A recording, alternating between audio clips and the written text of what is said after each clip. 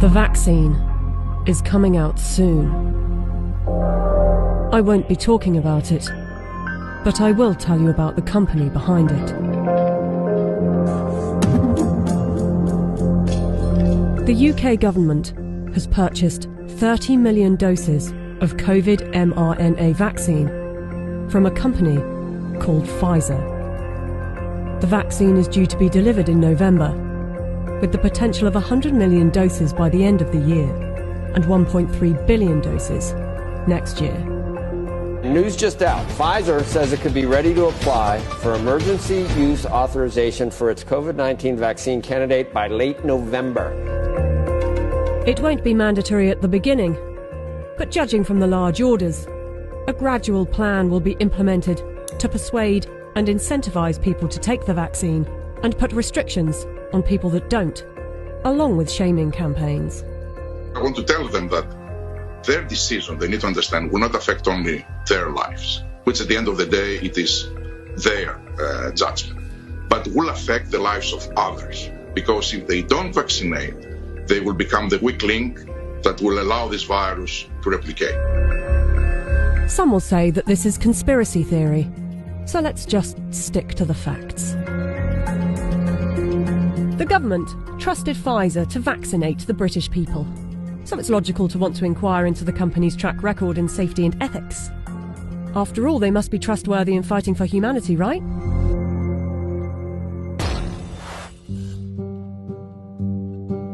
Pfizer made itself one of the largest pharmaceutical companies in the world by purchasing its competitors and through aggressive marketing tactics.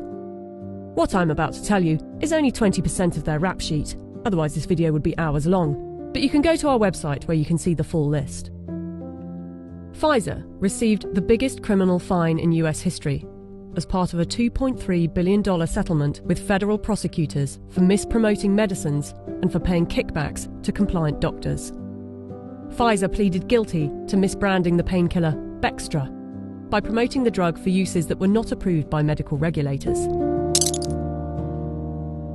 In the 90s, they were involved in defective heart valves that led to the deaths of more than 100 people. The company had deliberately misled regulators about the hazards. The company agreed to pay $10.75 million to settle Justice Department charges. Pfizer also had a class action suit with a $60 million settlement over Resolin, diabetes medication, that resulted in patients dying from acute liver failure, said to be caused by the drug. In the UK, they have been fined nearly £90 million by the UK's competition watchdog for unfair pricing to the NHS after hiking up the cost of an anti-epilepsy drug by 2,500%, charging the taxpayer an extra £48 million than the actual price, which is $2 million per year. Buying competitors and mis-selling drugs weren't the only factors in making them the giant of a company they are.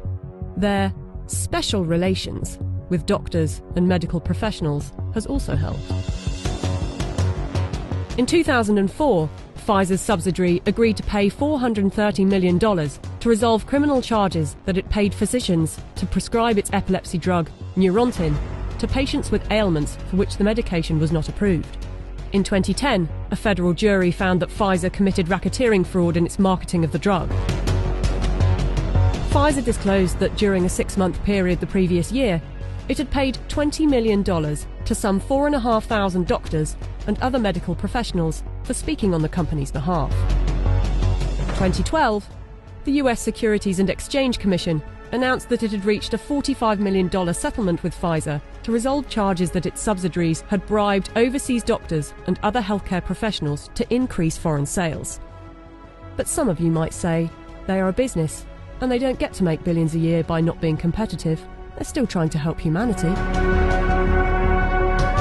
Pfizer was sued in a US federal court by Nigerian families who accused the company of testing a dangerous new antibiotic called Trovan on children without parents' consent and using their children as human guinea pigs. A panel of medical experts concluded that Pfizer had violated international law, and the company agreed to pay $75 million to settle the lawsuits in Nigerian courts. The US case was settled for an undisclosed amount. Amid widespread criticism of high pricing for poor countries, and in particular AIDS medications, Pfizer offered to donate a 2-year supply of its drug, Diflucan, worth $50 million to the South African government. Yet in 2003, Pfizer backed away from the company's plan to license its AIDS drug for low-cost distribution in poor countries. The list goes on. I don't want to bore you with it. But ask yourself, if it was a car manufacturer, would you buy a car from them? We plan to honor our history, and we will only bring to the world a vaccine that has been proven safe and efficacious. If Pfizer is trustworthy enough to be given one of the keys to vaccinate the population with something that was knocked up in a few months, and with such a track record for safety and ethics, I know what I think. Do you?